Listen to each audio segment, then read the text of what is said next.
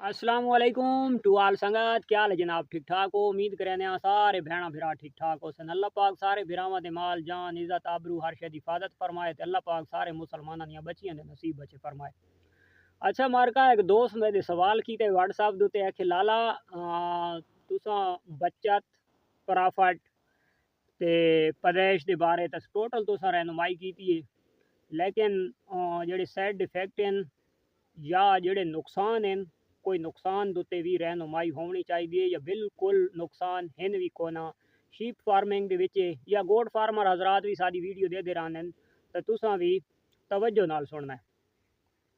तां सवाल उसका बहुत कीमती आई तो इंशाअल्लाह असां कोशिश करसां ओदा जवाब जेड़ा साडी मैंड जेड़ा साडी सोच दे विच होसी तां असां इंशाअल्लाह उहा आगाह करसां। असां पॉइंट नपेन भाई जेड़े पॉइंटां दी वजह तो फार्मर फेल थींदा तां पॉइंट हैं असल चार जेड़े साडे नाल भी ये दरपेश होए न और भी काफ़ी सारे फार्मर नाल दरपेश हैं और काफ़ी सारे फार्मर इन यार फार्म फलाप भी थी गए। ठीक हो गया। सब तो पहले जनाब तुहानू मैं नंबर वार दसेंदा वैसा ते दूजा मैं जितनी भी वीडियो बनावा हर शे दी क्लियर करके जितना बिल्कुल सादे अंदाज ये समझावा भी सही उसके बावजूद ही सारे दोस्तां ने नफी के कमेंट्स होंदे।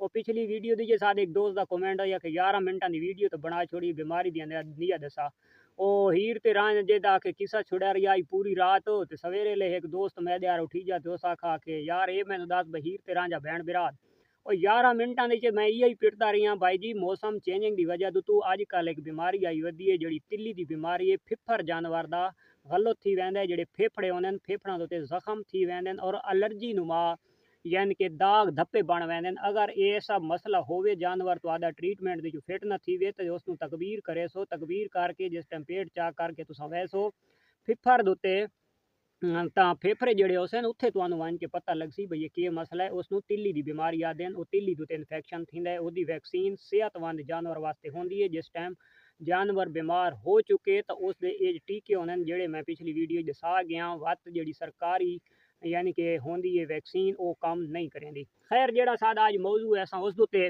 रहनुमाई करनी है और तुसा कोशिश करनी है कि गल्लां इया समझ गिदियां करो। बाद दे विच जेड़ा ना मेरा एक मोबाइल है 676 कॉल आउंदियां सीधी पूछो तो सारे दोस्त भी कोई भी निराज ही थी वेंदे कहंदी बंदा अटेंड नहीं कर सकदा।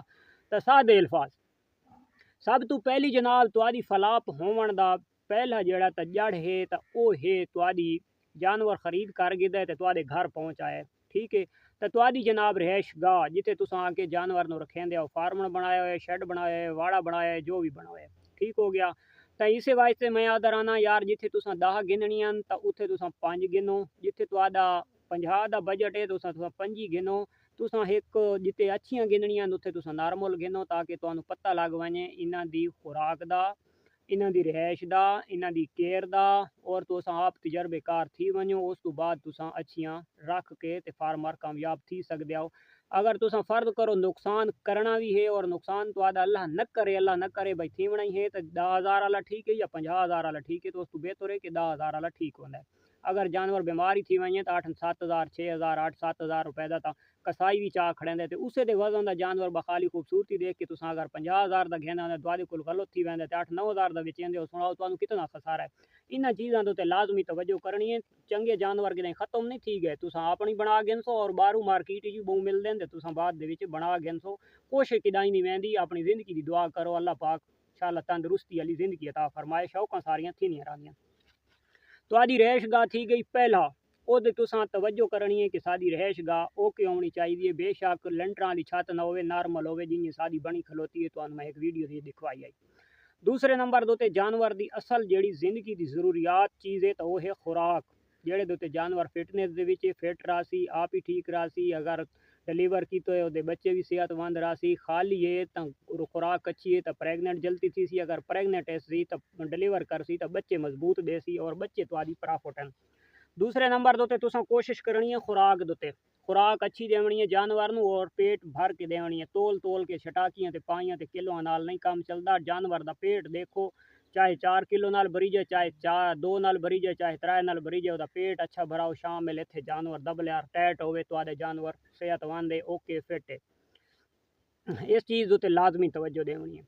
अच्छा ये सवाल थी कि दो तीसरा सवाल है कि जनाब तुहाडी अपनी तवज्जो जानवरां दे उत्ते, ठीक हो गया। ये तुहाडी हर हाल दे च लाजमी है, बेशक तुसां दुकानदार आओ या नौकरी पेशा आओ, जो भी तुहाडा है बिजनेस है, जो सिस्टम भी है, तो तुसां अगर शौक कीता है सैड बिजनेस तौर ते कीता ने, तो डेली दे विच तुसां 2 घंटे नहीं तो 1 घंटा तुसां लाजमी देवना है। शाम टाइम एक इयां समझ भाई बिल्कुल तुसां एक बिल्कुल टाइम बना गिनने कि असें टाइम वंजना ही वंजना है, हर हाल दे विच वंजना है। तुसां टाइम ओह्दे ते लाजमी देना है। जो अगर कोई बंदा आखदा है कि यार मैं ही आप ही मौजूद हाँ ते वत मैं अगे काम करवाया था, लेकिन तुहाडी फार्मर दोते फार्म दोते अख तुहाडे जानवरां दोते अख तुहाडी लाजमी होनी चाहिए, ताकि जेह्ड़ा तुहानू कोई शै दी समझ लगसी। अगर उन्हां दे नज़दीक थी सो तां सैड बार ठीक है, तो तुसां लोकां कोल सारी उमरां 20 साल तुहाडा तजर्बा थी वंजे, भावें 40 साल, तुसानू सिर्फ जानवर घिन्नण ते परचेज करन दा पता होसी, उन्हां दी बीमारी दे बारे तुहानू कक्ख दा इलम ना होसी, ठीक हो गया।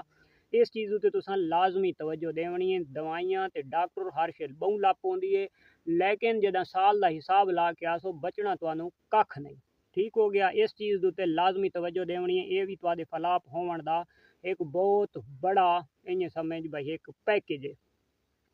तीसरे नंबर दोते चौथे नंबर दोते आखिरी है मेडिकेशन, यानी कि मेडिकल जानवर दी मेडिसन, ठीक हो गया। उसनू तुसां लाजमी समझना है, हर हाल दे विच समझना है। उसनू समझण दे विच तुहाडा काफ़ी हद तक फायदा थी वैसी, क्योंकि अगर तुहानू समझ आ गई तो तुसां ओहदी मेडिसन कर गिननी है टाइम दोते। जदां मेडिसन तुहाडी थी वैसी टाइम दोते, तुहाडा जानवर एक्सपायर नहीं सी। ते मेडिसन उस टाइम तुहाडा खर्चा थी होना 400 to 500 रुपया। जदां तुहाडा जानवर थी वेंदा है बीमार, उस बीमारी की लालत दे विच आ वड़दा है, वत जिस टाइम तुहानू समझ लगदी है, जिस टाइम वो खा पी वण तू हर शे तू बेजान थी वेंदा है, सैड थी वेंदा है, उस टाइम तुसां डॉक्टर सदे सो। तुसां 500 की याद उत्ते 3500 नाल होर भी लै सो, उस दे बावजूद भी 100 दे विचों 5 to 4 जानवर रिकवर हो सकदे न। तुसां 90 to 95 जानवर फलाप कर बसो, जानवर तुहाडे ज़ाया थी वैसन। इस चीज़ दे उत्ते लाजमी तवज्जो देनी है। जेह्ड़ा डॉक्टर आना है तो उस दें तुसां जेह्ड़ा ना खाली गप्पां ते ओहदे मूंह दी नहीं देखना, जेह्ड़ी मेडिसन जेह्ड़ा टीका इस्तेमाल करेंदा है उस चीज़ नू भी तुसां समझना है भाई केड़ा टीका लैंदा पिया, ठीक हो गया। और उस तो इलावा कोई अगर अच्छा नेक नीति वाला डॉक्टर है, नेक नीति वाला कोई फार्मर है, ते अगर वो अंदर साफ है कैं डॉक्टर दा, उसका ईमान है कि मैनू रोज़ी मेरे मालिक देवनी है। अगर इस एक बंदे दे मैं फार्म दोते आके दवाई न दिती तो मैं भुख ना मरदा, तां उस कोलू पुछो। अगर तुसा तुहाडी नीयत भी साफ होनी चाहिए, ये नहीं जो भाई सिर्फ अगला ही है, नहीं तुहाडी नीयत भी साफ होनी चाहिए, साफ दिल होना चाहिए।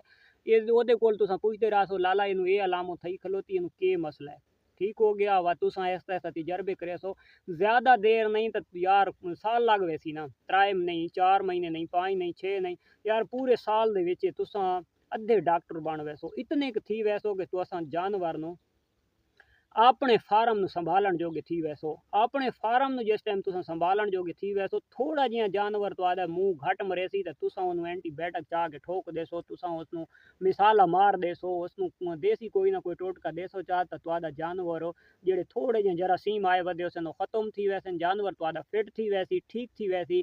तो लाजमी गल है जिथे 50-60 हज़ार का या लाख रुपए का तुहाडा नुकसान तुसां करना है या तुहाडा थीवना है, अल्लाह न करे तो उस तो तुसां बच वैसो। तो ये तुहाडी है असल कामयाबी, जैंदी अल्लाह वाले पासू आ वञे ओहदी कोई वधा नहीं सकदा।